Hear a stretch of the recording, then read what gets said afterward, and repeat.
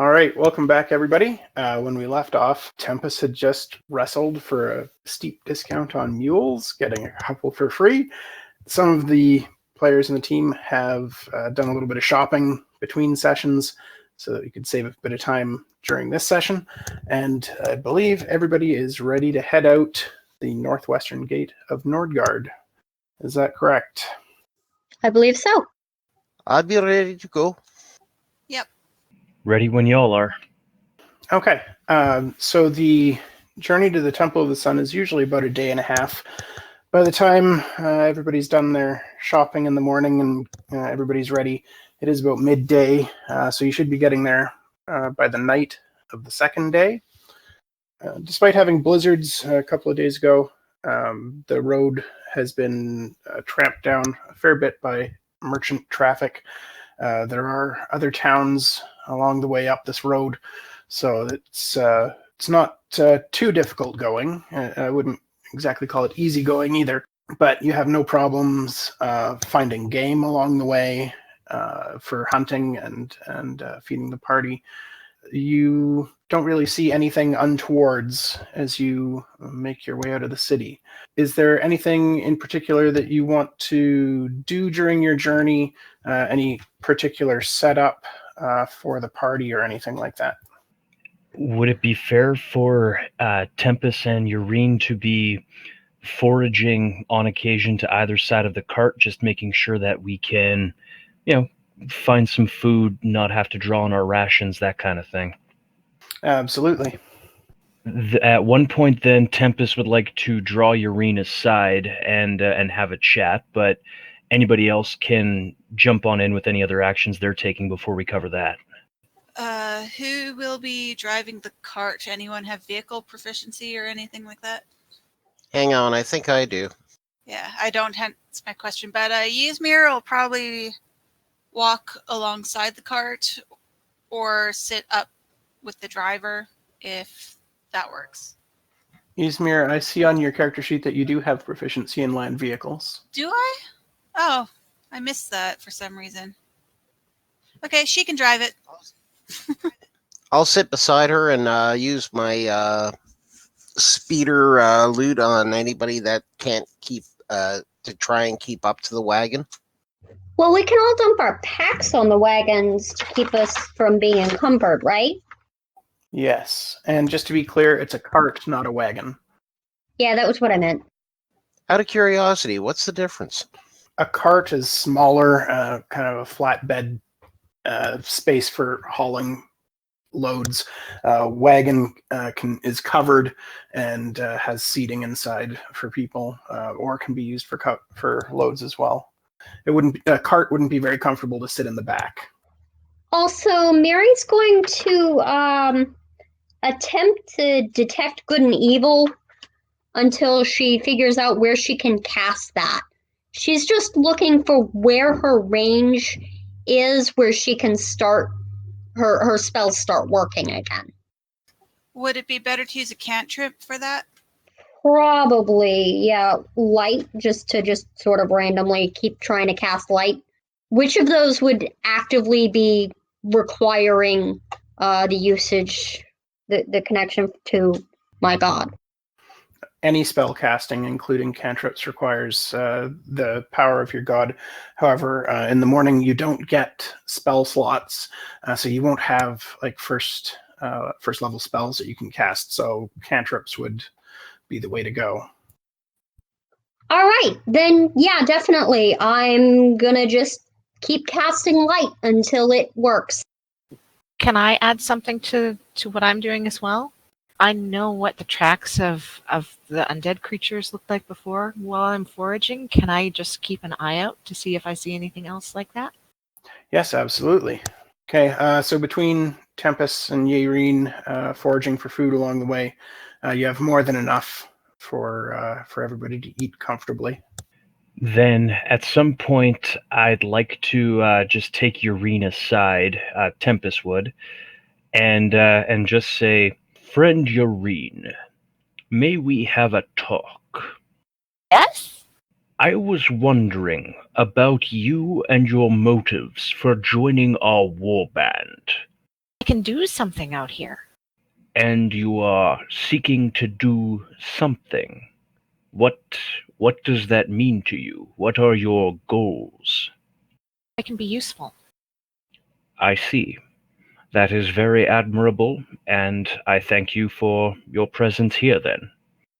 We don't know exactly what's out here, and finding out will be useful. Why are you here? Well, I seek glory in battle, and I have come here as an emissary of my people. More than that, it may not be appropriate to say before I have had a chance to address the rulers of Nordgard. Unless you are proposing we trade secrets. I don't have too many secrets of my own. Who did you need to speak to in Nordgard? The rulers of your city. Could maybe help with that. I don't know. My family doesn't always Oh? listen. I don't know if my family would listen at all or not. Any help you can provide would be much appreciated, but we will worry about that when we are back in town. Thank you for taking the time to talk. And Tempus will be Problem. satisfied with that. Ysmyr will listen to Katira play and kind of glance at him and ask, how long have you been doing your kind of work? Well, it all goes back not too long, really. I mean, elves are long-lived, so like it's just like a flash in the pan. But for me, it's a bit of time. Attending the school and then leaving, and then coming up here. Yeah, it's been 3 years, 4 years, and most of that time was spent playing, except when I was not playing. No, I understand the years thing. So you were at the Lock and Key for a while there? When I first came to the city, I stayed there as well. He was a good man. I miss him. He was the first person to take me in and actually kind of make me feel like I could have a home again. Which is funny, it being an inn and all, but he and his wife were always so kind. And he did enjoy a joke. He was sitting down having a drink. After doing my set, to earn my keep, it was always nice just sitting there having a few with him. Yeah. It's a nice place. I want to keep it a nice place. That's admirable. Maybe when we come back, we'll keep checking in. Oh, damn! I never talked to her about the stupid powder. Oh my, oh my, oh my, oh my. You still have it, don't you? Yes, it's just been busy. I got myself some new padded armor. I did tell you to put it back. I don't remember that, but, oh dear. I, oh, eh, and I actually start flubbing notes. I'm so rattled, and then I'm just like, put it down, and I just sit there and breathe for a little bit, and then I'm like, I'm glad we had this talk, even though I realize it's not that easy. No, it's not. But we'll go back. You can give them back their powder, and we'll go from there. Miri, you're continuing to try to cast light while everyone else is chatting, and you're having no luck even with that simple spell. Blast. Well, I'm going to keep doing it until it works, and then I'm going to mark where we are when it works. You guys travel for the afternoon. You get to the end of a day's travel, and your spells still aren't working. Uh-oh. Sorry, that was near the end of the day's travel? Yeah, you guys get to the end of the day's travel, and Miri still hasn't had any luck with her spells working. We probably noticed that too. You probably noticed that I've been doing something all day, continuously, and that I look rather disgruntled that this hasn't been doing anything. Are you being cranky in conversation and all that, or distracted? I probably look very distracted. It's nearing the end of the day. We should consider camp or something like that. Miri, are you all right? Yes and no. I mean, I'm not sick or anything. Nothing's working. Still, yes, we should probably make camp, and we're going to need a tinderbox to light the campfire. Tempus, Yaereene, would you be able to spot a good area for us to set up? Do we not plan to travel through the night? Not everyone does so well in the cold. Very I keep an well. eye out for a good spot while we're looking and ranging. Can we all see in the dark? I can. As can I. Yep. I can Can- see very well in the dark. Well, I mean, if we can all see in the dark and don't need terribly much rest, then perhaps we could continue to travel through most of the night. I need to get some rest. I'm still pretty injured from the fight. And I can't heal.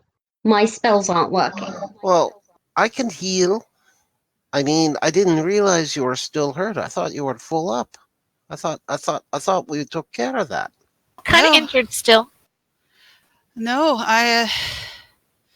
that gas took a lot out of me. I didn't know if I was going to make it. I thought after I came back up that the halflings did some healing magic on you too as well. Yeah, I really didn't know if I was going to make it there.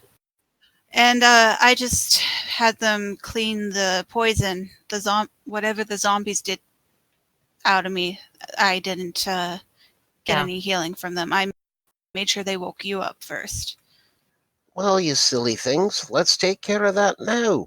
I think it'd probably be better if I did cure wounds rather than healing word. So, and we're about to go and do back in character. Now, if we're going to go through the night after I do the healing, Ysmyr is a good driver. I felt very safe with her. Is there anyone else that can drive? Yeah, I'm gonna need a break. Tempus jumps in and says, I'll do it. You see Katira immediately get kind of a pensive look on his face going, oh my god, is he just going to bowl his way through? Something I learned during my time in the army is it's still better to take your rest when you can get it. I know we're in a hurry, but I'd rather, considering this morning's events and yesterday's, I'd prefer we all get some kind of proper rest before we continue, rather than push through the night. I'll listen to you. I'm new to this, so I'll listen to you. Now, you said that you were injured, and was it just Ysmyr and Yaereene that were injured? Yeah, I think so. Tempus, did you take any damage in that fight? Is that in character or out of character? I'm looking him up and down. If I need to roll a perception, I'll do that to figure out whether or not I need to throw a spell his way too. Out of game, you don't need to, and in game, he ain't saying nothing. Okay, so I'm going to cast Cure Wounds first on Ysmyr. All right. Well, at the very least, we should take some level of rest here while we can get it. Let's at least build a campfire, have a good meal, have some tea, get a little sleep. Well, I'm thinking if nothing else, I can make their sleep more comfortable if they're better healed. Yes, that too. It's been a long day. We need some rest. Let's get it. Okay, so that's 4 points for Ysmyr. That's much better. Thank you. She'll look less like the dog dragged her in and tired, and more like just tired now. And 8 points for Yaereene. It's better. Well, if we're setting up camp, I'll provide the help action to Yaereene if she wants to do the survival check for us to get it set up. Thing helped. I'm also going to cast another Cure Wound on Ysmyr because it doesn't sound like she's still looking a bit roughed up. Much better now with the 8 for you, Ysmyr. Yeah, you got her overhealed now. She looks great. I'm supposed to do a survival check to get set up. Yes, you'll have advantage as well because Tempus is helping you. Ysmyr, you're glowing. Disadvantage me. Advantage means you roll the check twice. Thank you, Kitiara. I think I feel a lot better. I still think just for this first leg, we should all just rest up. And hopefully tomorrow will be better with all that. Oh, I totally agree. It's just that I think you'd be more rested if you aren't suffering while you try to sleep. It's nice to be able to roll over and not wince each time. Kitiara nods thoughtfully. Nice. Yaereene and Tempus find a really nice camping spot out of the wind, which is good because the temperature is dropping pretty cold tonight. And yeah, so you guys have a nice spot to set up your tents. How many tents do you guys have? One from Tempus. I just have a bedroll. What's in a priest's pack? Oh, my bad. I don't in fact have a tent, just a bedroll. Did we forget to get tents? There is no tent in a priest's pack. As a matter of fact, you don't even have a bedroll in a priest's pack. All you have is a blanket. Oh, bloody hell. It's okay. Tempus has got this. He's going to, wherever we found our camping place, once we've gotten the mules kind of set up and yoked to wherever we want to put them, we're going to run the cart sort of into the back of the campsite, and then clearing out the snow underneath it, we're going to lay out whatever blankets and sleeping rolls we have, and we're going to build like a little lean-to cart fortress blanket fort to just sort of everybody can huddle underneath it to keep out of the wind and shelter each other. Sounds good. Tiara is blushing furiously at the thought of rolling around and mingling with all of them. Well, the cold doesn't bother me too much, so I'm willing to take watch when it's cooler out, more in the middle of the night if anyone wishes. But we can discuss that later. I'll take first watch. Whenever's needed. I'll take third. It's 3 watches, right? Yeah, you can get away with 3 watches, okay? In that case, all the casters should sleep. Tempus, Yaereene, and I don't think Ysmyr has to prepare her spells, so the 3 of us should take the 3 watches, and the rest of y'all should sleep through the night. As long as I get my 8 hours, I'm happy. Ryan, how are you playing this? Are we doing a 12-12 split on a day and nighttime, or are we doing more like 16-8? It's a 12-12, assuming that you guys are stopping for meals along the way and stuff. Like, it's not all travel time during the day. So it works out to traveling about 8 hours in a day. Okay, so that means the only person that wouldn't get an 8-hour long rest would be the person doing the middle watch. I've got it. I've still got 1 rage in the bank, and we can trade off the next night so I can get a long rest tomorrow. There's 5 of us. We can split it smaller into 4 watches. If that's agreeable, I'll do it. If that means everybody gets an 8-hour stint, sure. Okay, so does that take us to the order of Tiara, Tempus, Ysmyr, and Yaereene? Is that correct? Sure, let's do that. Then that's what we're doing. Cuddle pile activate underneath the cart, and we'll do our watches.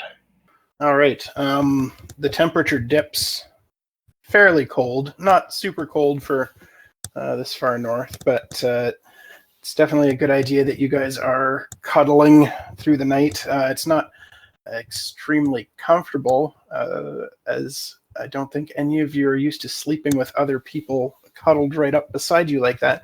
But it's enough to get to your full night's rest. Ysmyr actually gets too warm and kind of like pushes herself away from the others. The problem is I'm too used to sleeping and cuddling, and then other things happen. That's why I'm blushing furiously. Oh, no. Okay, but through the course of the night, you don't see any activity around the campsite, and morning dawns, and everybody is rested up. If anybody was missing any hit points, you got 1 plus your Constitution modifier back. And Ysmyr, how many spell slots do you get? 2 right now. Okay, you've got both your spell slots. Okay. Long rest taken. Next morning, Ysmyr's going to get up and do some wake up stretches and just kind of get ready for the day. Check on the mules. Yeah, they appear fine. You do notice that the sky appears to be dark in the distance with heavy clouds rolling in, but you guys managed to break camp no problem before a blizzard starts to hit. We'll bundle up the mules as best we can and just keep them walking forward through the blizzard. Are you going to need any kind of survival checks from us to navigate or anything? A little bit later in the day I will, as the snow continues to fall heavily. But there are other carts and wagons that you meet on the road as you go, and it's not long into your travels before the road turns directly west, heading towards the Temple of the Sun. But yeah, I'm going to roll a check for how much food you can harvest during the day, and I will also need a survival check from whoever's guiding the cart. Tempus will help Yaereene at it. Is there any chance of stopping in a town on the way just to wait out the blizzard? There are no towns between Nordgard and the Temple of the Sun. You said earlier that there were. No, I said that there are towns along the road in this direction, but they're beyond the Temple of the Sun. Oh, okay. Pardon my confusion. No worries. As the storm hits, Yaereene has no problem keeping an eye on where the tracks are, even as the snow begins to pile up. There are other carts that have been on the road, so you manage to keep an eye on them. However, the blizzard is slowing you down, and without some concerted efforts, you might not make it to the Temple of the Sun before nightfall. Unless there's any objections, I think we're going to push through. You don't think we'll get lost? Of course not, war leader. I would definitely suggest that we push on to the temple, regardless of it taking past nightfall, because I would not want to be out in this for the night. No, that's fair. I just don't, like I said, it's less concern about tiredness this time and just not wanting to be lost in the dark. But I trust our 2 survivalists here. Don't want And to it's freeze a to death. path I've been down many, many times. So I know the way fairly well. In a blizzard. Granted, I don't usually come this way in the winter. I'm fine with pushing through that. I was just confirming that everyone feels confident. And by the way, I'm still testing that light spell. All the time. Until it goes. It's still not going. So you guys are into some fairly hilly terrain as the day goes on. The road does continue to twist and turn through the hills, so I'm going to need another survival check. I'll help. Thank you. Nice rolling. Good team. No kidding. So Yaereene and Tempus continue to drive the cart through the storm and manage to navigate the, I don't want to say twisty road, but the few bends in the road as it sticks to the valley through the hills. And as night falls, you have gotten to the base of the larger hill where the Temple of the Sun is located. At this point, it would be a full day's travel. But Miri, you think it's about an hour up the hill to get there. And so if you guys want to push on, be warned, it will be a little bit trickier with the road less traveled. Like you can see tracks continuing on to the west along this road. Very, very faint tracks, but there's nothing going up this hill. But I know that this is the hill where at the top of the hill is the temple. You're confident in that, yes. Then I'm going to recommend that we go up the hill. The temple is here. We have to. I don't think we want to sleep down here in this weather. No, it would not be a good idea to sleep out here in this weather. The temple is old, but it's 4 walls and a roof. But the question is, do we know that it's still in friendly hands? We could be walking in there and finding it swarming with these filthy undead. How's my light spell going? No light. Yeah, it worked the last time there were zombies around. Yeah, you had a couple of spells that worked, and nothing since. I'm gonna bet on if there are zombies, my spells will work. You could still smack them in the head. That too. If your god just wasn't able to give them back to you once you used them up. Might not necessarily be my god answering, but as long as somebody answers. Zombies are bad for everybody. Miri, I think there's more going on than we expect. Or what we... I think this is... I'm still trying to figure what's going on with everything. You know that, right? And I think... you know what? Let's push on. We need to get up there. Yes. If nothing else, at least it will be better shelter. And from there, we can create a better plan and figure out what all is going on, where this started, how to stop it. Tempus is going to whisper in the mule's ears that if they don't get up this hill, he's going to eat them, and he's going to do it in a very loving and gentle tone so as to calm them. Okay. Poor Haunch. Well, but Chewie deserves it. And then I'll help Yaereene with the last survival check. I thought it was Reagan and Nixon. Deserves it. Are you ever lucky you rolled with help? Because that natural 1 would have been a disaster.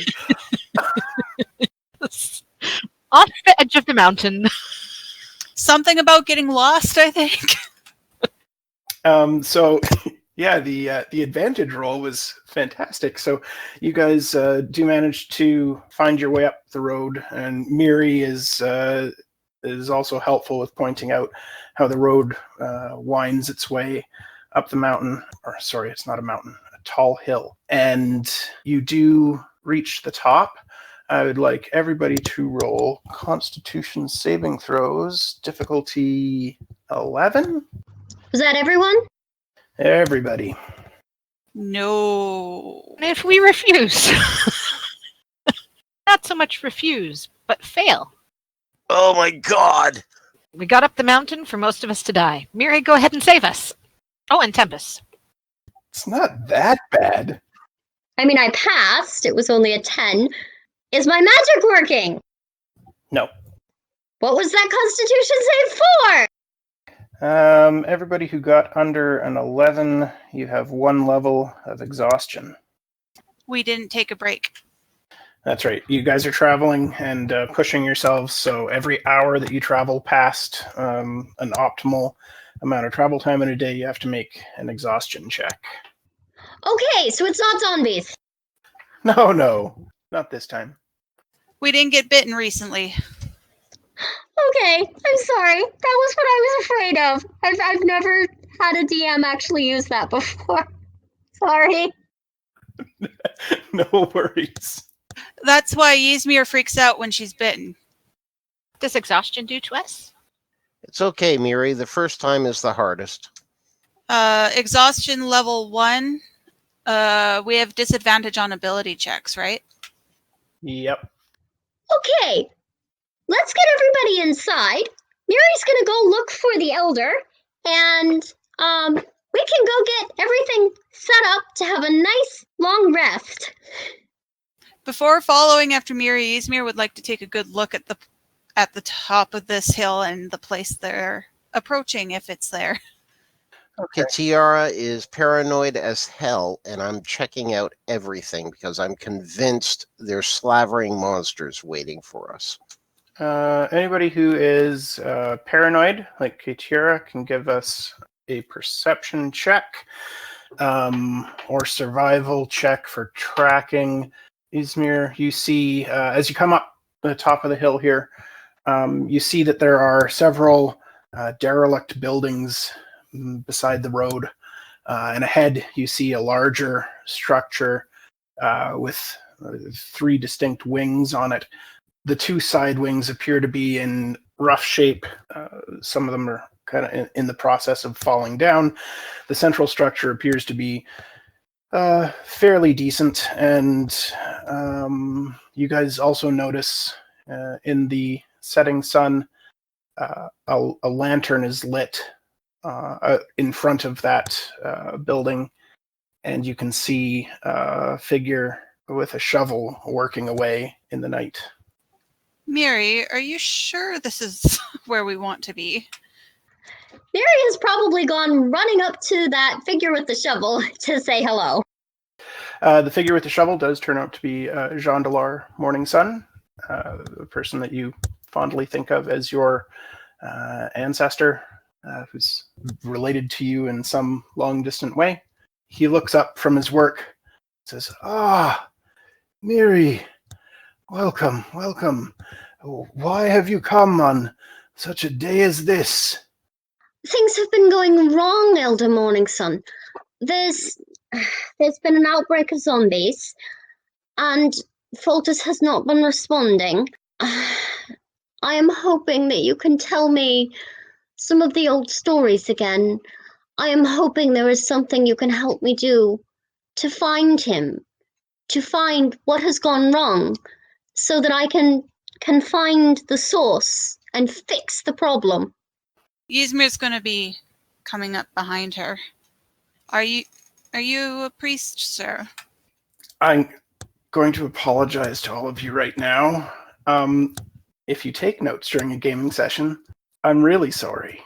When Miri mentions that Foltus is missing, Jean Delar nods and says, "When I was a young initiate at the Temple of the Sun, Father Shaliandar Lightstep, Father Lincirol Elmstaff, and Sister Benyeluv Dewstorm were the eldest members of the Temple of the Sun, and they were always terribly severe.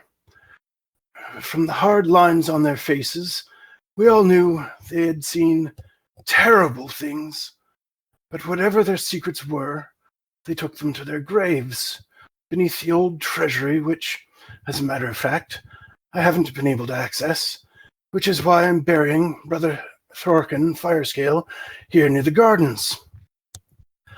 The halls are in poor repair, and some have collapsed, leaving sections of the temple inaccessible.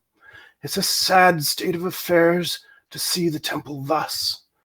I remember when I was young, the stained glass gleamed with the glory of the gods, in no small part because we initiates spent so much time wiping them clean.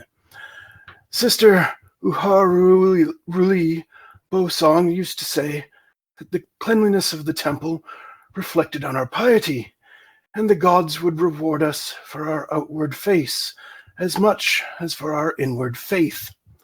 Of course, some of the people who lived in the temple lacked inward faith, despite having lovely outward appearances.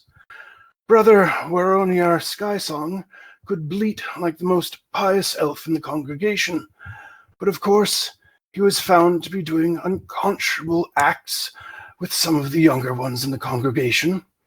Oh, Father Chaliander Lightstep was furious, and of course Brother Waroniar Skysong was banished from the temple, and when word reached the elves out in the Brightwood about his sins, they were none too gentle with him, I will tell you. For all the talk of the elves being beautiful and gentle creatures, you will find no fiercer foe when you harm the young. Pieces of Brother Waroniar Skysong were sent to each of the families that he had wronged, and I was told every single piece was cursed by the families and burned, ensuring that his broken soul would suffer eternally. He falls silent for just a short time before saying, I am sorry, the mind wanders from time to time. You had asked about, yes, silent gods. Well, as it happens, Father Chaliander Lightstep, Father Lincurl Elmstaff, and Sister Bienelevo Dewstorm were not the only elders at the Temple of the Sun, and Mother Arianiel Moonspark was far more open to speaking about the past, especially once she'd gotten into her cups. You could hardly get a word in once she got started on a bottle of fine golden wine. Such was her reputation for storytelling that many initiates would save our meager pay to procure her favorite drink. Ysmyr's Bliss, it was called, created in the western woods, a small town called, what was it? Venom, yes, of course, after the wine. Silent God, sir. He completely ignores the fact that you tried to interrupt him. Anyway, Ysmyr's Bliss was pressed for centuries before the orcs burned the town to ash. Something about elves encroaching on their ancestral territory, I think. I'm afraid the nuances of the outside world were never much my strong suit. There are countless fragments of stories I've heard from outside the temple over the centuries, and some make little sense. It's possible I've also got the details wrong. At any rate, the wars of the world are none of my concern, so I will bear no ill will towards the orcs for that long-ago conflict. And he pauses just long enough to smile at Tempus. That reminds me, all this talking has gotten me rather thirsty. Do come in. I'm ready for a rest from all that digging. Poor brother Thorkin Firescale. He was out tending the grounds. I told him there wasn't much point to it with all the snow we've had and the village abandoned. Who would be coming to these parts in the dead of winter? Of course, you did, so maybe he knew. Whatever the case, he was shoveling the path when a fiend shambled its way up the hill. Of course, brother Thorkin Firescale had no idea it was a fiend. He simply thought someone was out of their mind with a need to get to the Temple of the Sun, and shoveled his way to the traveler, only to be attacked. Well, brother Thorkin Firescale proved the might of the Dragonborn, I will tell you. Once that undead monster bit him, brother Thorkin Firescale used his shovel as a weapon and took the zombie's head clean off. It continued to gnash its teeth, and he bludgeoned it to pieces, but alas, the damage was done. As time passed, we noted the darkening around the wound, and of course, the stories of Mother Arianiel Moonspark came back to me, and I knew that poor brother Thorkin Firescale would not be amongst the living Did anyone ever longer. say anything about Dowreth? I stayed with him until the end, before ensuring he would not rise again. If only I could get to the wine rack in the old dining hall, I might drink a toast to him, for his actions surely saved my life, such that it is. I start playing a giddy-up song. I fear that with me being the last of the stewards of the temple, it shall soon fall entirely into ruin. The only parts that remain undamaged are the main cathedral and the housing in the back. Not that the loss of the old schoolhouse is so terrible now that the village has been abandoned, no children to teach. But I should like to eat in the dining hall and recall the countless conversations had there, or see the bones and dust of my ancestors below the old treasury. I suppose my bones will be bleached by the sun rather than interred with my brothers and sisters. A shame, but I'll make my peace with it. And the whole time he's walked you into this cathedral, and it is massive. The inside is huge.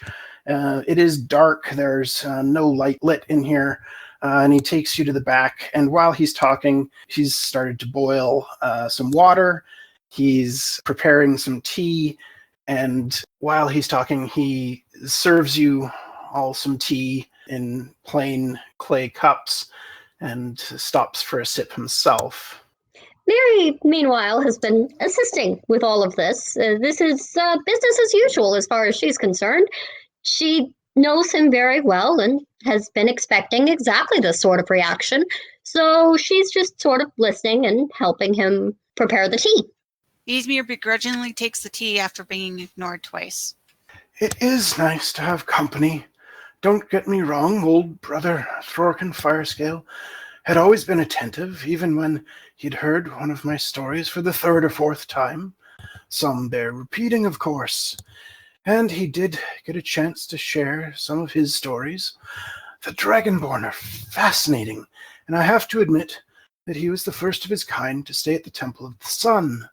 For millennia, it had been only us elves here, but as our numbers dwindled, we welcomed newcomers who wanted to bask in the light as well.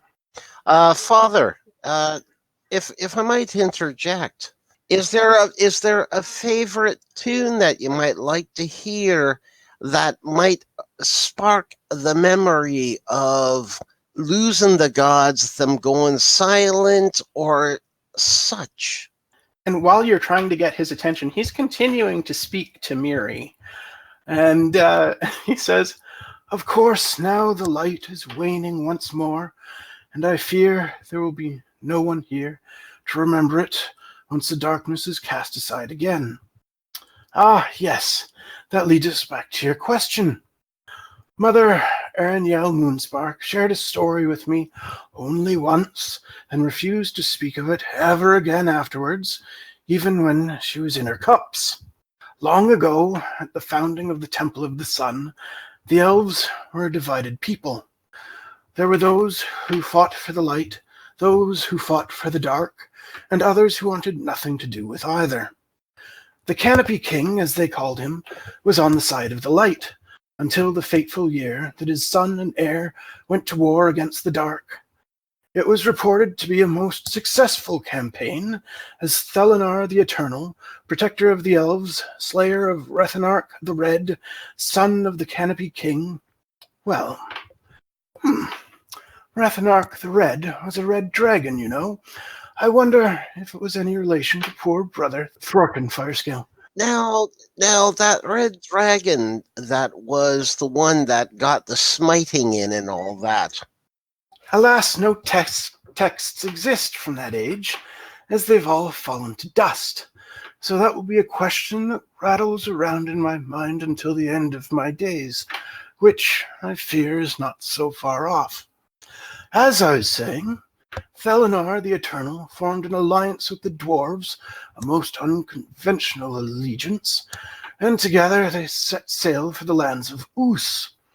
You see, the undead had threatened the West for generations, and their leader Glathor had sought to spread his vile darkness across the entire world. Thelenar the Eternal failed to live up to his name and was slain by that lich. The offensive was broken, and the elves and dwarves returned home.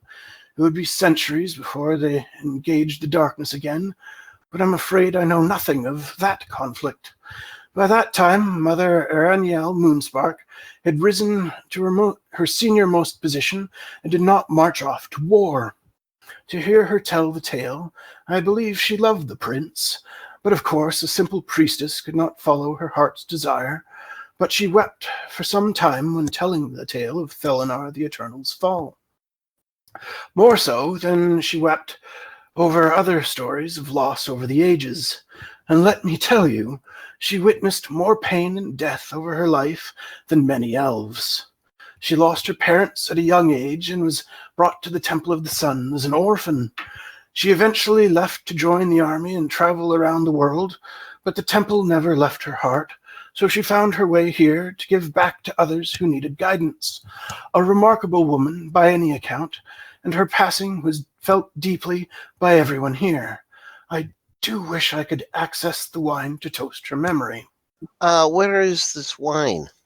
The wine was in the old dining hall. Where was I? Ah, yes, the Canopy King. He renounced the light even before it failed, It was said that his lack of faith brought about the fall of the elves, but according to Ginelori Swiftstroke, an aged historian I spoke with as an initiate, our decline started before the Canopy King renounced the light.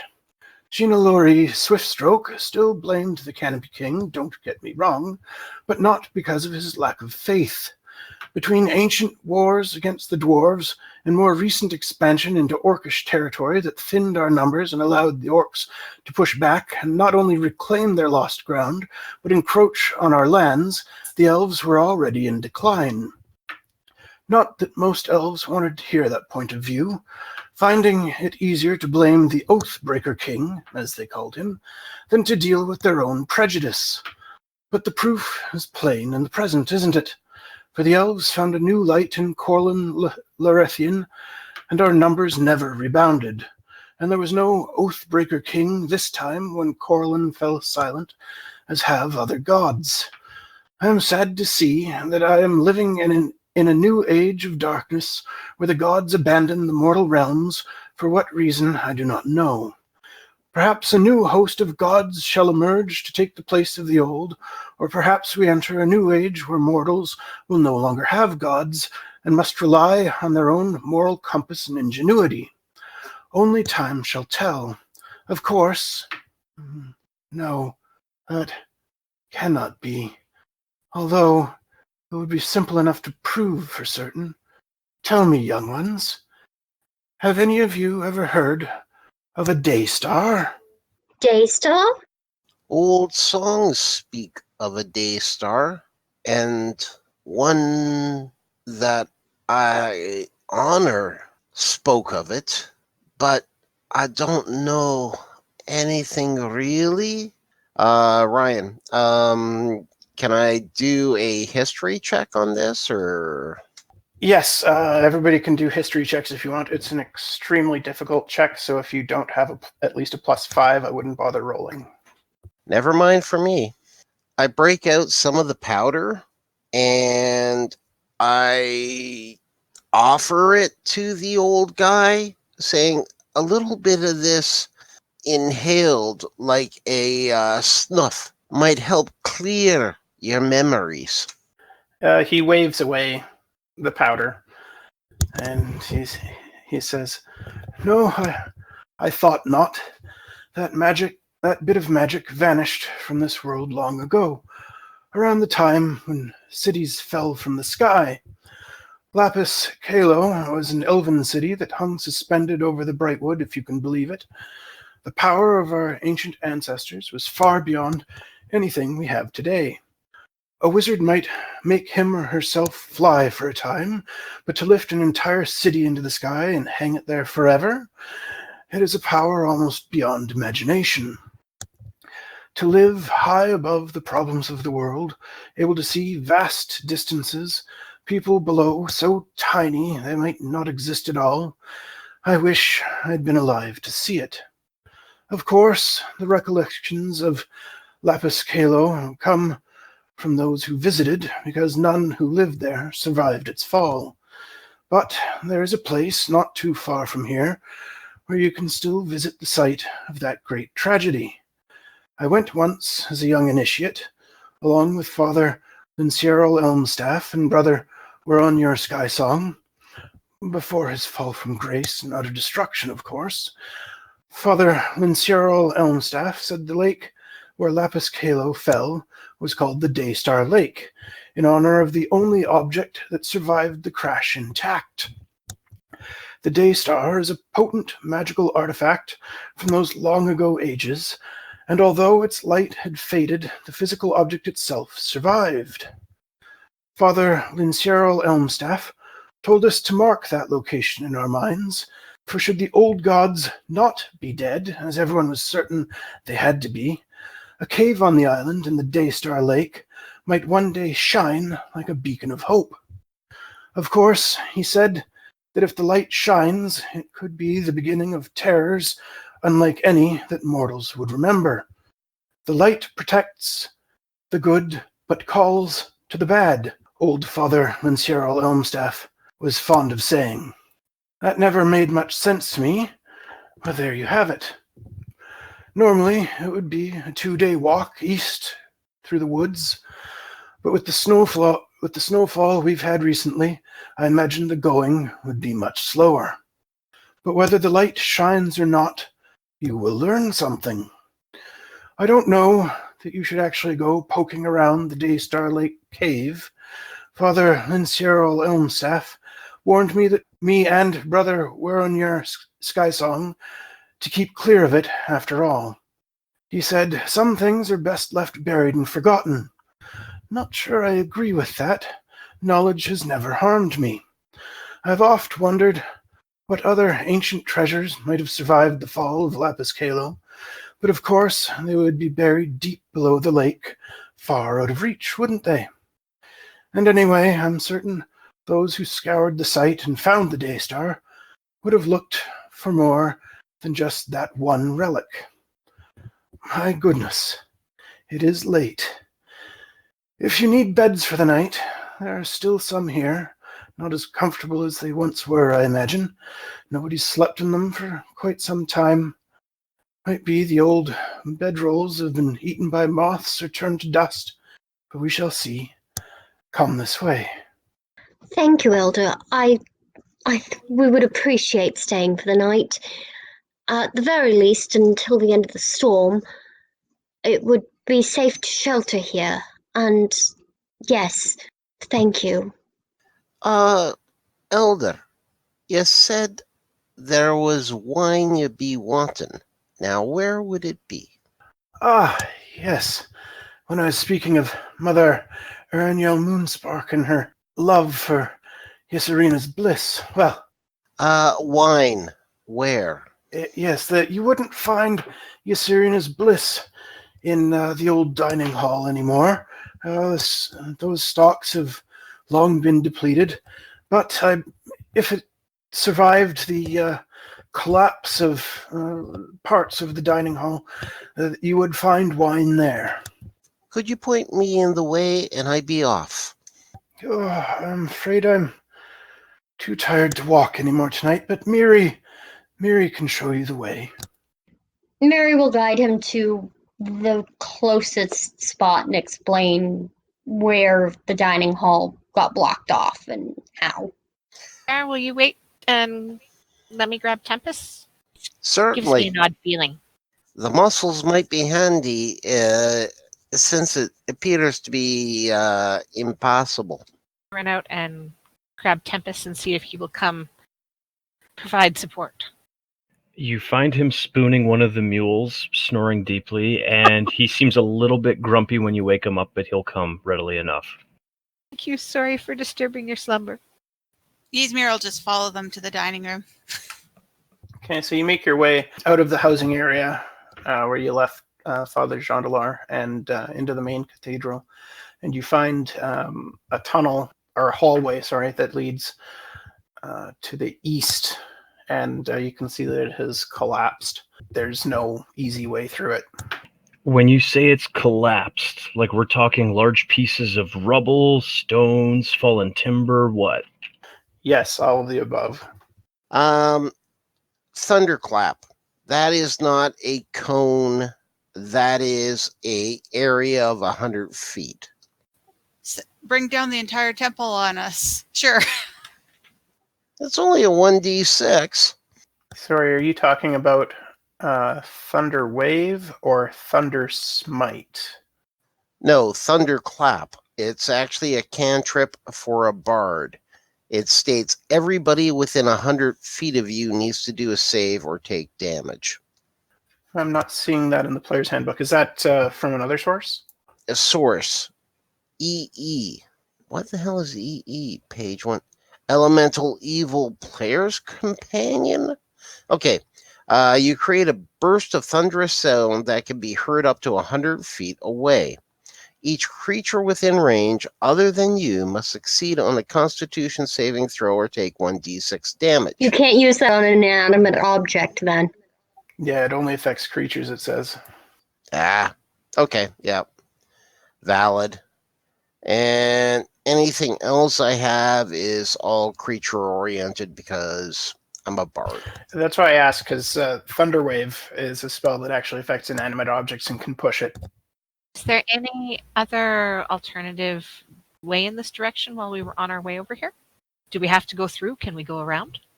There's only this one hallway into the dining hall. Tempus is going to look at the wall, look back at his companions, look at the wall, look at his companions, now back to the wall, now back to his companions, and then he's going to fly into a rage and try to pummel the fallen timbers into submission, throwing them aside, digging a hole with his bare hands, and just generally trying to body his way through this fallen rubble. I give him bardic inspiration as I see him rushing. And give me an athletics check, please. That gives you 1d6. 1d6 on my roll, or 1d6 on any damage I do? Ability check, attack roll, or saving throw. I'll take it, adding a d6. That's a total of 26 total. Yeah, sure is. So Tempest just goes charging at this pile of rubble and just throws it all over the place, just with wild abandon. And it's not long before he has managed to create a small passage through the rubble into the dining hall. Thank you, Tempus. You're welcome. I'm looking rather smug and bow and flourish for others to enter his passageway. Yaereene will go ahead. She's a little nervous about what she might find on that other side, but Well, the other side isn't actually terribly bad. There are parts of the roof that have collapsed on the southwest corner, further away from where you're coming in.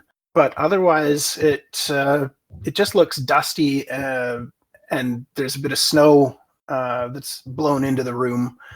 But it's in relatively good shape otherwise.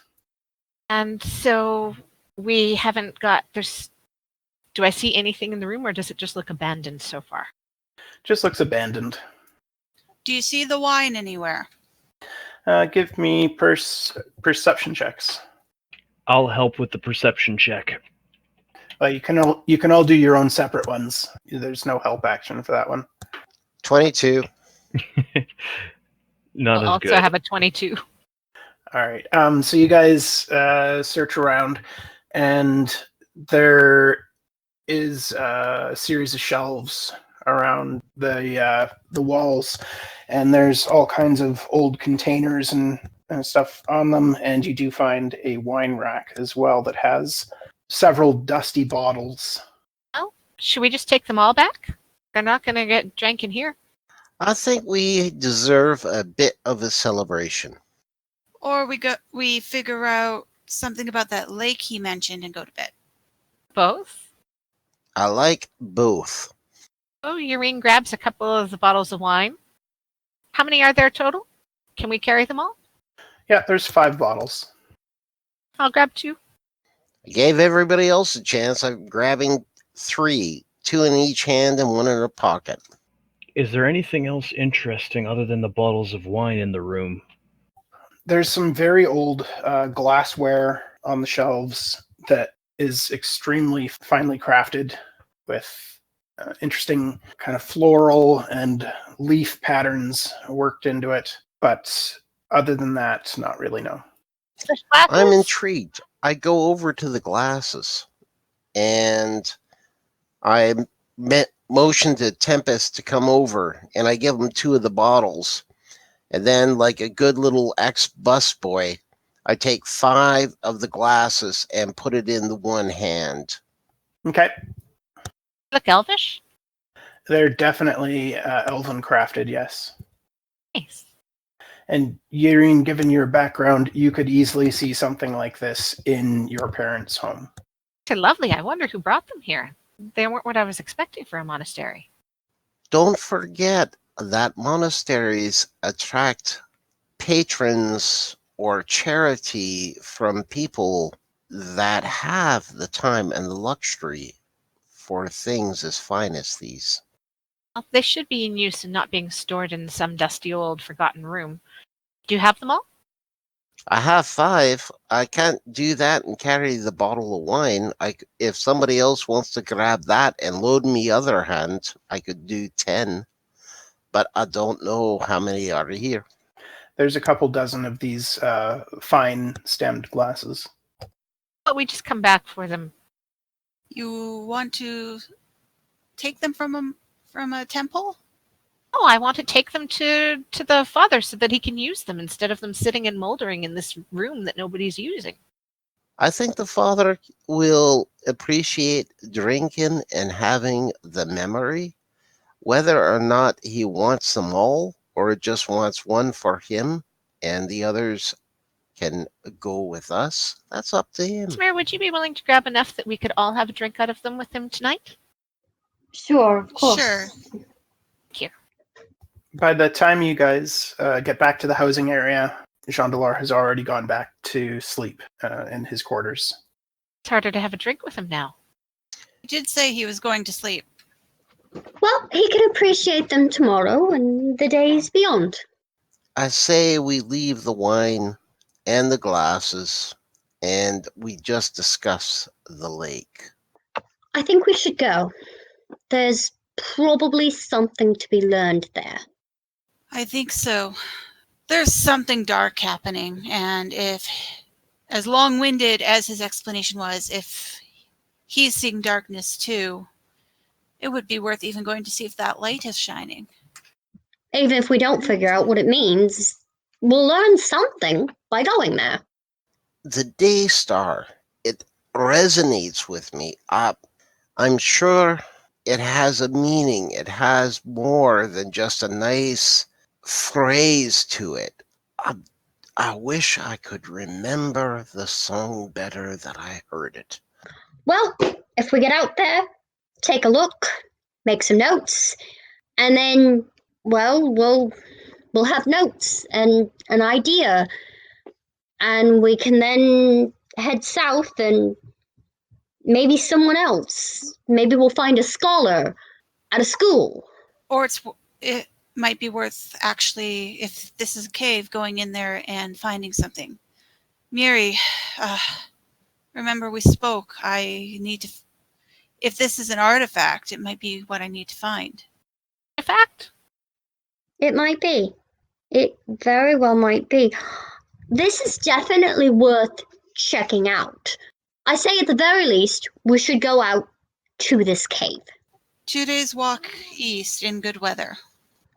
Well, we don't have the good weather. Do we want to rest up until the weather clears? Do we want to go back to Nordgard? And I'm not sure that's a good idea either. I'm saying in for a penny, in for a pound, we go to the lake. Absolutely, definitely. I think we can probably ask Elder Morningstar for whatever supplies he can spare. You can ask him. Well, yes, I can ask him. Probably. I'm not sure he'll have much that he can spare, but he might have something we could use to make a tent. And I mean, if we can borrow Tempus's muscles to get into places that have been blocked off for ages, like just now, then maybe we can access things that he hasn't been able to get at, because obviously Elder Morningstar does not have muscles anywhere close to Tempus's muscles. So I'm certain that he would be willing to help us in whatever way he's able to, especially for the opening of places he hasn't been able to get to. And then we can go towards the Daystar and check this out. And I think that's probably the best next step. As long as it doesn't take us too long gathering supplies, if he has any. I would rather get looking sooner than later. Yes. For tonight, let's rest. I know a lot of us are pretty tired, so let's get a good rest and a good meal, and I will chat with Elder Morningstar in the morning, and ask what kind of supplies he thinks might be available, where they'd be, and if he'd like us to open up anything else. We will not take more than another day resting here before we leave. I don't even know if I want to take a whole day. I'm with not taking a full day. Yeah, I know. Well, give me until at least tomorrow noon. Is that all right? To see if there's anything supply-wise? I think that's fair, but any more than that is procrastinating. And And you're not going to get a lot out of him. is there any way to get the man to speed it up? Is there a coffee or something in the morning that shortens and focuses them? Elder Morningstar is a very old elf.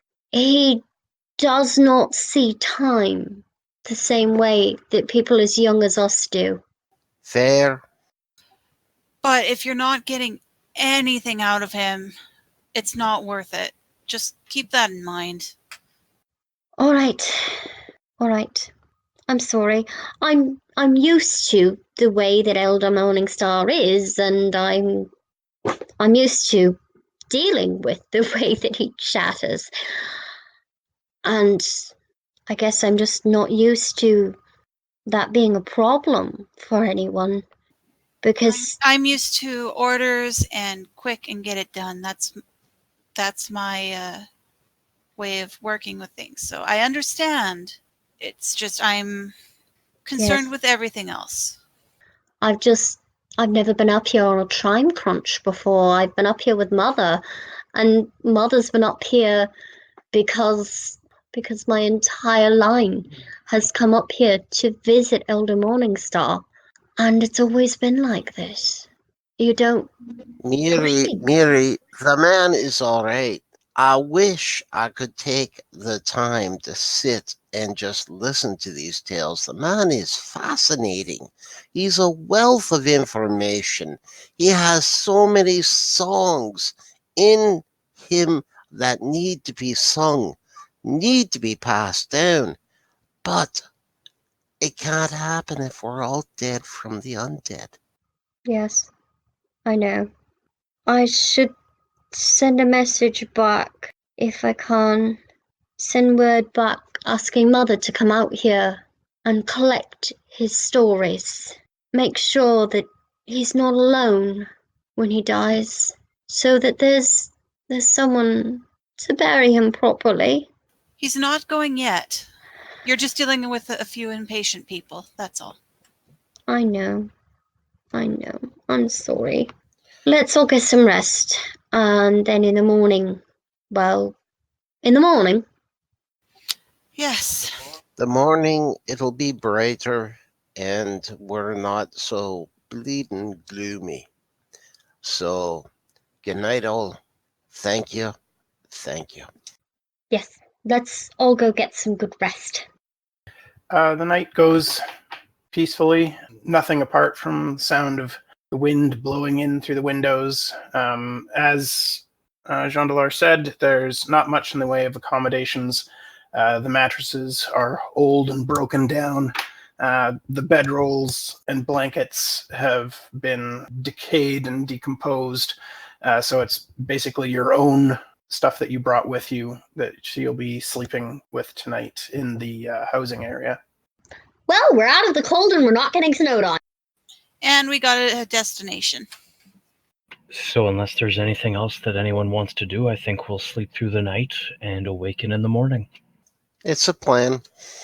Okay, so you guys get up in the morning.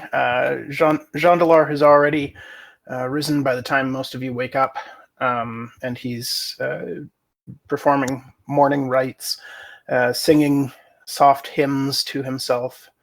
And yes, you lose the exhaustion that you had from the travel the previous day. Miri will go and join Jean Delar in his morning ritual. Tempus will quietly observe them going through their rituals, and will just sit back and watch. Sorry, I can't remember. Was there any mention of a library or anything up here? He didn't mention a library. Can Ysmyr go looking for one?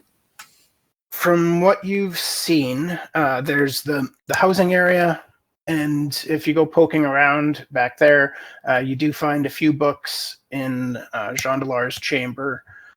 They're all written in Elvish, and in the dining hall, you didn't find any kind of books or anything. And in the cathedral, there's a few holy texts to various gods, but whether or not you find that interesting is up to you. Nothing I might find useful. Probably not so much.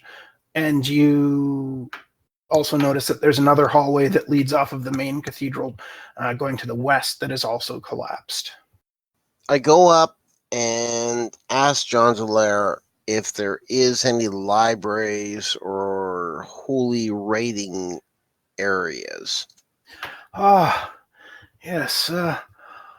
Most of the books that we have at the Temple of the Sun were housed in the old school. Of course, the way to that has been blocked, and there's no simple way to get in there. I've not been in there for,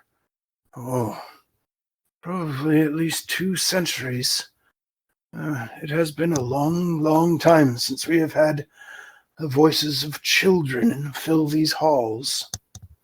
Let us be your children, and Tempus, I think we have another task.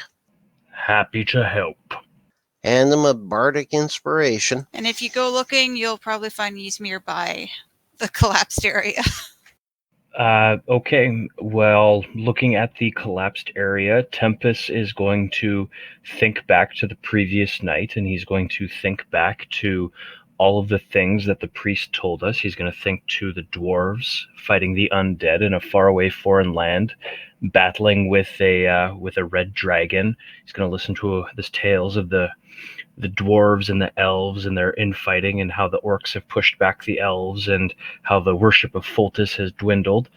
And there's a lot of things in there that he doesn't understand, and that makes him angry. So he's going to rage and pull aside all of the rubble again.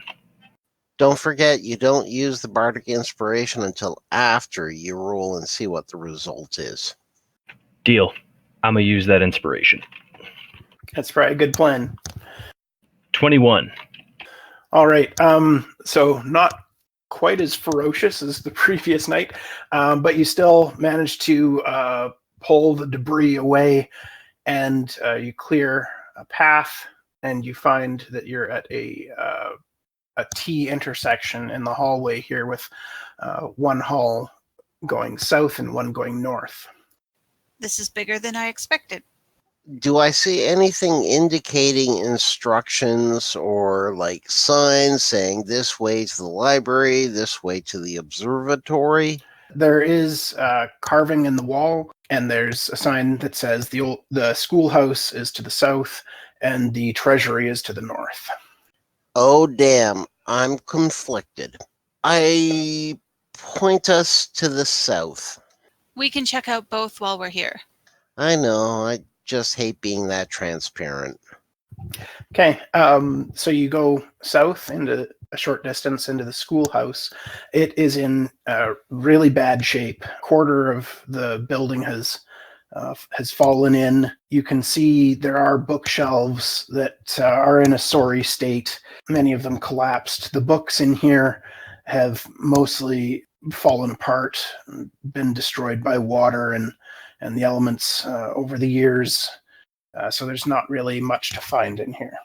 What would you want me to roll to try and find a undamaged, need to find text in here? An investigation roll. Can Ysmyr help or roll one as well? Anybody who's searching can roll their own investigation. I see there's a lot of mess on the floor. Well done, Yaereene. Better than I anticipated. So, Keitira and Ysmyr, you're just standing there looking at this room, and you're like, yeah, there's not going to be anything in here. It's completely fallen apart. And you take a cursory look, but you don't find anything.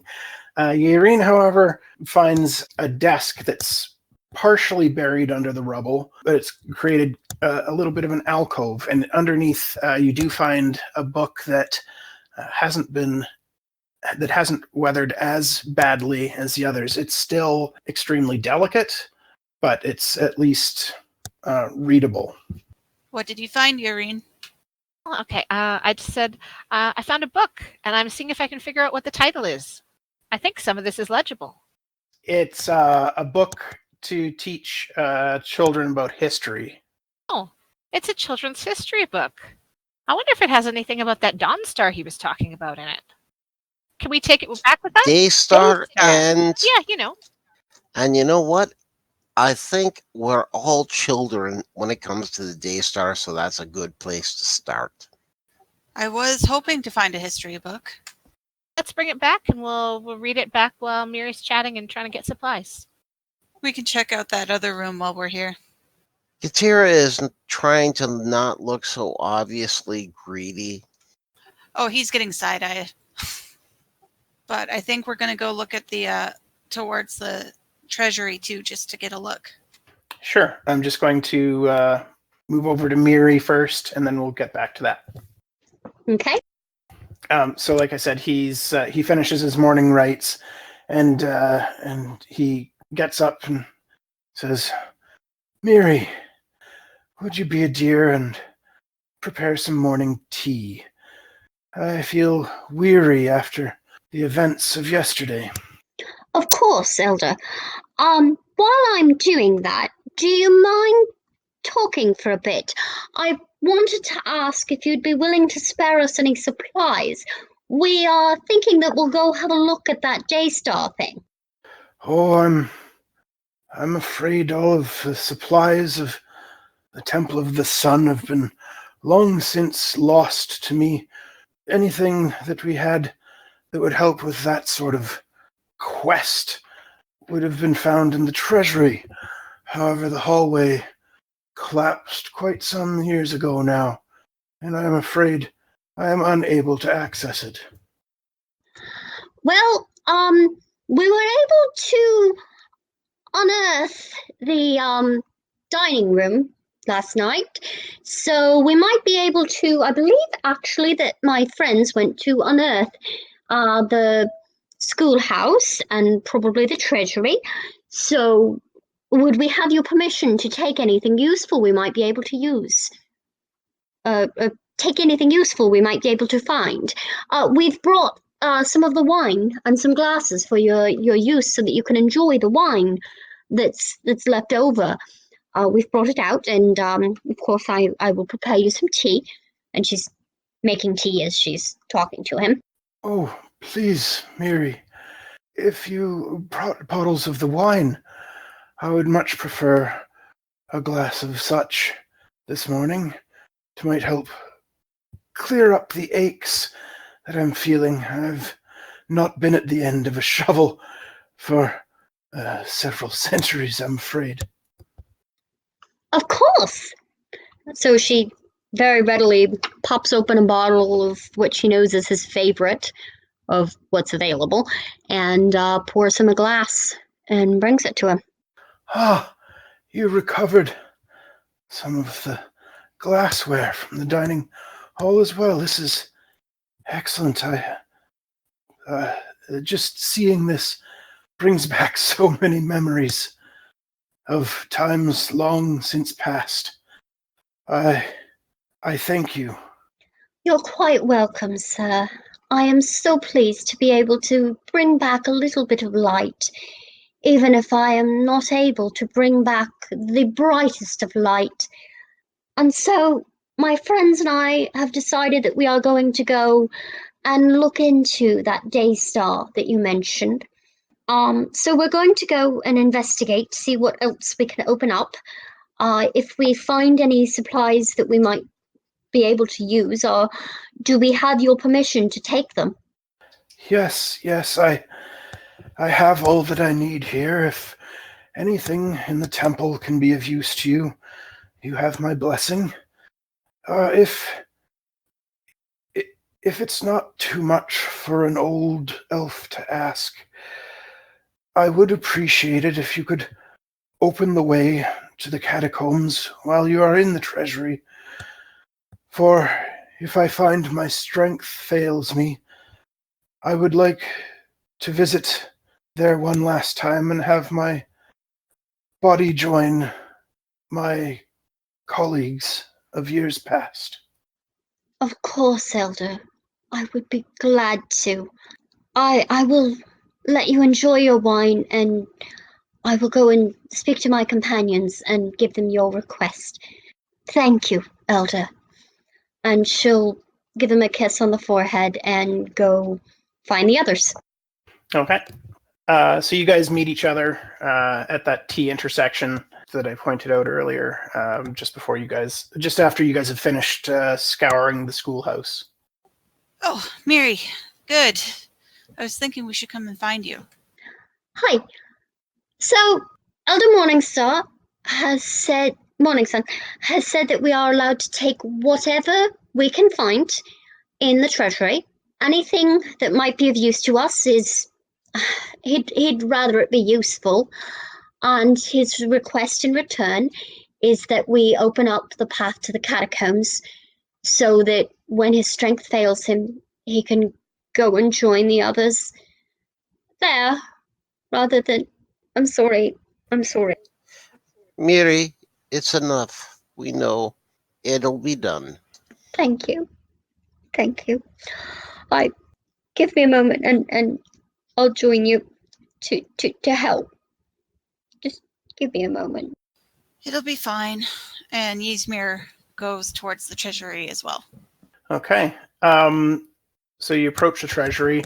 The doorway here has long since rotted, and you can see that the roof has fallen in a couple of places here, leaving the room very open to the elements. It's filled with snow in half the room, and anything of interest will be buried.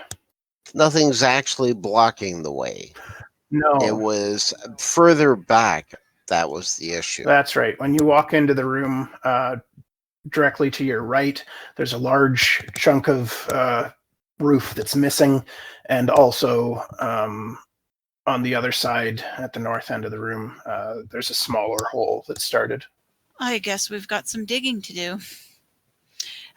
Do you know and look for, I guess, the entrance to the catacombs? Do we know where the catacombs are?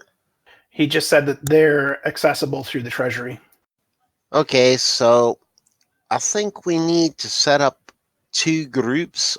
A group to investigate and try and scavenge the treasury, and a group to try and find a way to the catacomb. Makes sense to y'all? All in the same room, right? Yes. Okay, so if at present the only real obstacle is the fallen snow and the ice that's accumulated inside, then second verse, same as the first. Tempus is going to rage and is going to attempt to clear it away. Out of curiosity, do you have a shovel or anything? Even if I did, I wouldn't degrade the shovel by trying to use it. Good. Ugh. All right, so Tempus flies into a rage and starts shoveling snow around with his bare hands. It makes some progress, but he's also heaping snow up in other areas. So you are uncovering some old stuff that's been buried, and you do uncover some rubble underneath where the holes in the roof are, but it's still a mess by the time you tire yourself out. Does it look like we've gained access to the treasury through my efforts, or not so much? Well, you had access to the treasury. It's just you haven't really found anything of note. I think we'll need somebody else to step up and helm the search. We're starting in one corner and working our way around. Ysmyr will follow Yaerene's lead. Just go through this systematically. Okay. Yeah, it's going to take time, but you're sure that you can clear the snow out of the room more effectively than Tempus did.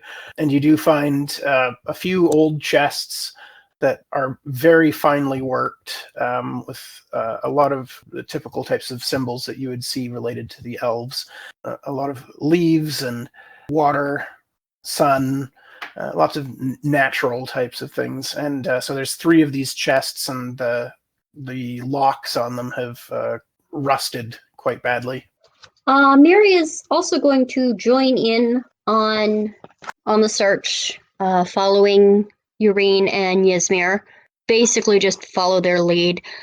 Unfortunately, she actually can't read Elvish, oddly enough. Well, the chests just look elvish. There's nothing to read on them. Yeah, I was just remarking on that in general. I can read Common and Celestial, but not Elvish. I think Asmars are usually considered more human, unless otherwise stated. Yeah, but considering I've spent all this time with this particular character, I apparently did not spend any character point stuff to pay for getting the language. Small enough that they could be pulled to the hallway? We can open them, can't we? Oh, I think we'll have to destroy the lock to do so. Yeah, they are small enough that you can drag them to the hallway. Just keep the interesting stuff over here. Tempus, you want to grab this one?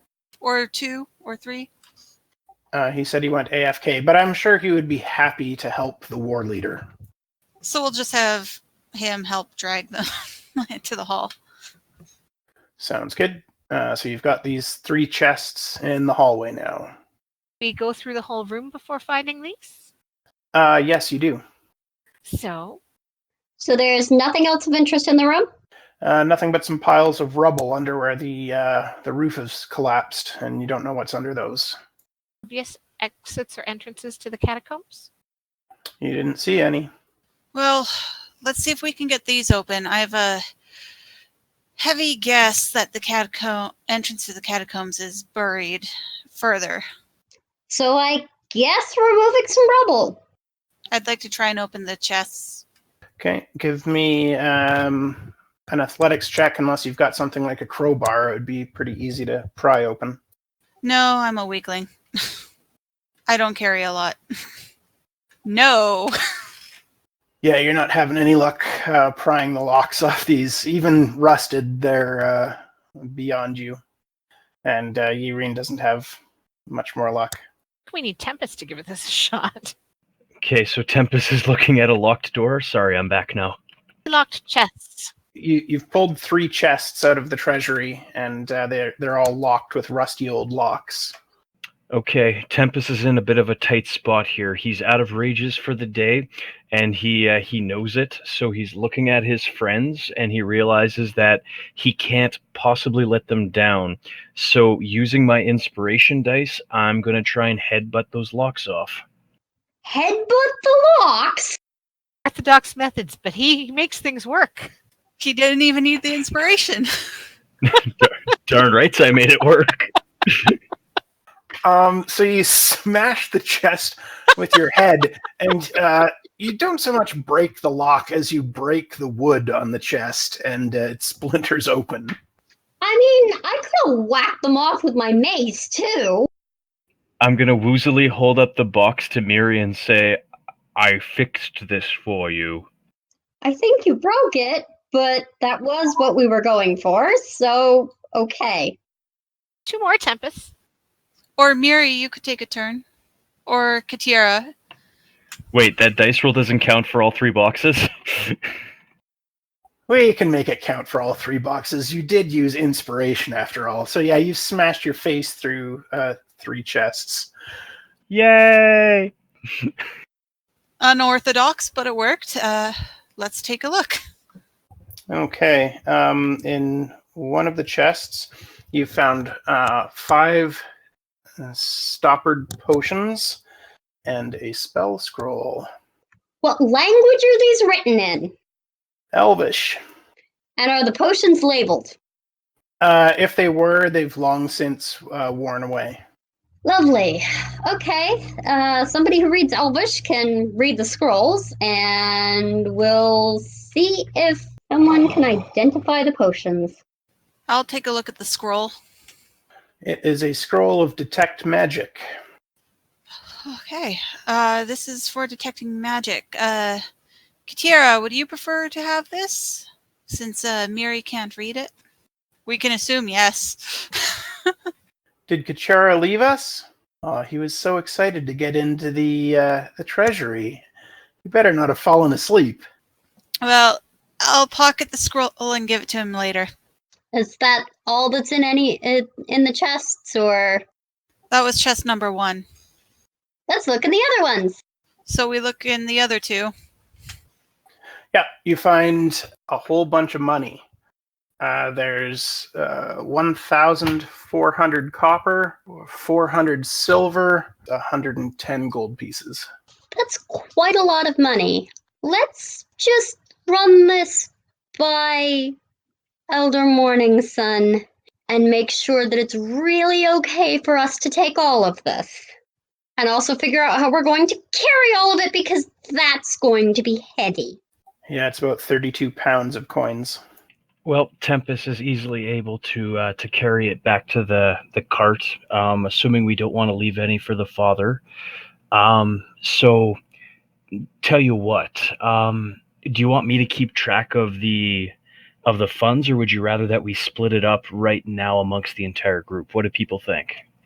Let's keep track of it, and we don't need them right now because we're looking for those catacombs anyway. Okay, I'll put them in my inventory temporarily. Let me know when you want to divvy it up. Right at the moment, I'm suggesting that we should run this by Elder Morning Sun before we leave the temple. But yes, we need to go find the catacombs first. And there's those 5 potions as well. Do you think that scroll would be handy to use on them? Aren't potions by their very nature magic? Does somebody have detect magic as just like a spell that they know? Not yet, it's a 2nd level spell. Oh. Let's find the catacombs first. I'm down. Let's do it. He said they were accessible through the treasury. Yep. I'm willing to bet they're under the rubble. Yep. Which means we're gonna be moving some rubble. Everybody pick a spot and start moving rocks? Okay. Well, if you guys are helping, then probably Tempus would be the one doing... No, he is not. I was going to say you could do it with advantage with other people helping you. Yes, please. Poor Tempus is tired after smashing his face into those chests. Second roll is slightly better than the first. A lot better. Yeah, together you guys managed to haul a bunch of the fallen roof away, and you do find a trap door that was buried under the rubble. Let's open up that trapdoor and just make sure that it is what it's supposed to be. All right, it is dark down there. There is a staircase that goes down into the ground. Well, I have 60 feet of dark vision that I don't think is reliant on my god being available. Yeah, no, that's a racial trait, not a religious one. I can see pretty far compare. Is the concern that there might be traps down the hole or something? The concern is that there might be things that aren't properly dead.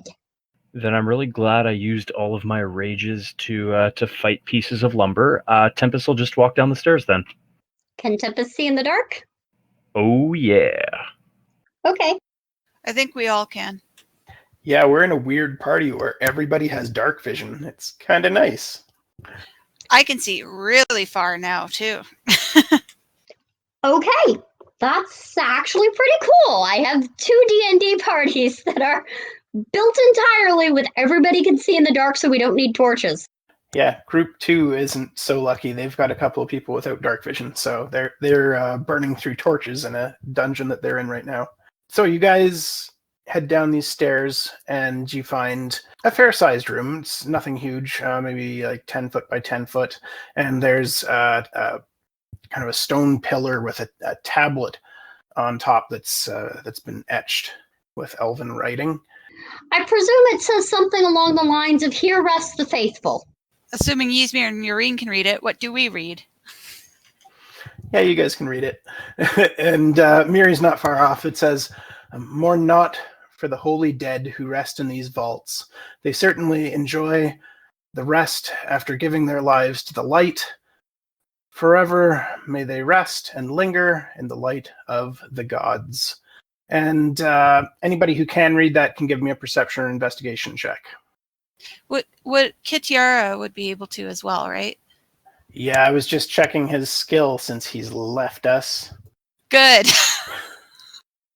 I'm not going to do Kitiara's accent because I know that's his thing, but I will just let you know that he points out something strange on the tablet, and that is that the last two words, the gods, appear to be a slightly different text from the rest. And it looks as though perhaps the tablet was damaged and rewritten. So it's just the last word that's different?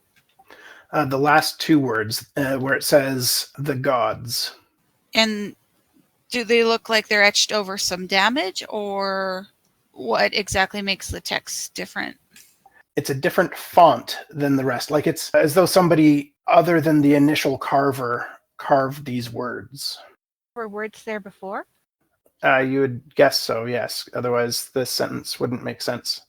So it's been changed from probably the name of a singular god to say the gods, which means the name of the worshipped god changed. So while you're in this room, you do notice as well that there are patterns in the walls that are created out of larger bones, like arm and leg bones, all throughout the room. And there's an exit at the far end as well. I'm gonna go check out the exit. Do I need to roll perception? Not yet. So you come into another chamber through a short hallway. The floor at the entrance is decorated with a circle of smaller bones, more like what you'd find in fingers and toes. And inside you find alcoves have been carved into the walls, and there's 25 alcoves in total. And there's a sarcophagus at the far end of the room. I want a closer look at the sarcophagus. The top of the stone lid is carved to look like an elven figure, and there's a plaque as well that is written in Elvish. Which I can't read. Nope. I'm gonna ask the others to come in. Ysmyr will come take a look, I'm gonna point out the plaque and ask them to read it. which she'll do. If the other two follow as well, you'll have three reading it. I'll come. Okay. So it says that the sarcophagus is for Father Hiron Sharpleaf. And it says, Father Sharpleaf, beloved teacher and builder, helped build the town outside the Temple of the Sun, gathering the flock.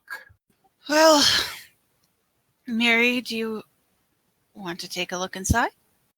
It would be rude to open someone's deathbed. Is there anything in the room that gives a sign of something else going on here? Something else like what? Like, other than us, does it seem to have been visited a lot? Like, I know it's been buried, but has dust been disturbed or anything like that? Give me a perception or investigation check. Oh, that's better. Okay, so you take a look around the room. There's no signs of any kind of activity here other than the footprints of your passing. While you're looking around the room, just a quick look in the alcoves shows that there are some remains of elves, and most of the alcoves have 2 copper pieces in them. If Yaereene is saying leave the copper, we'll leave the copper. Miri, I find the father's request odd, which is why I would just like to look in the sarcophagus to make sure things are in order. That's about it. Alright, but don't disturb the bones. There is something definitely does feel off, but don't disturb the bones. Alright? That's fine. I won't disturb them as long as they don't disturb themselves. I can definitely agree with that. If they disturb themselves, then something is clearly wrong. Tempus and anyone else, could you help lift this? I would be happy to. Miri is willing to help you move the sarcophagus's top. I guess Katiara will be there as well. And everybody, as you lift up the lid of this sarcophagus, I would like everybody to make a Constitution save DC 10. Oh no. Is that a pass or a fail? Miri, you passed. Everybody passed except Tempus, which is so perfect. It's wonderful.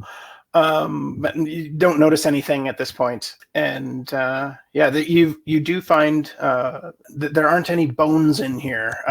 If Father Hiron was buried in here, his bones have long since decayed. But you do find a golden starburst symbol on a fine golden chain. This is the holy symbol for their religion. Well, something's definitely missing. Supposed to be someone in here? Yes, but it's easily possible that he died a few thousand years ago. Or it's easily possible he got up and left. Or I've wasn't seen buried a lot here. of weird things going on lately. If he left, he would not have left his holy symbol inside. Ysmyr's going to reach for the holy symbol. Okay. My magic is still not working, right? No. Which means I'm basically useless. Miri, would you like to use that scroll on this? I suppose it might be a useful thing to do, but that won't tell us what... Will that tell us what kind of magic that is? Detect magic tells you the school of magic, but it doesn't tell you the function. I just feel like something is off here. I would like to know if I feel like we're missing something.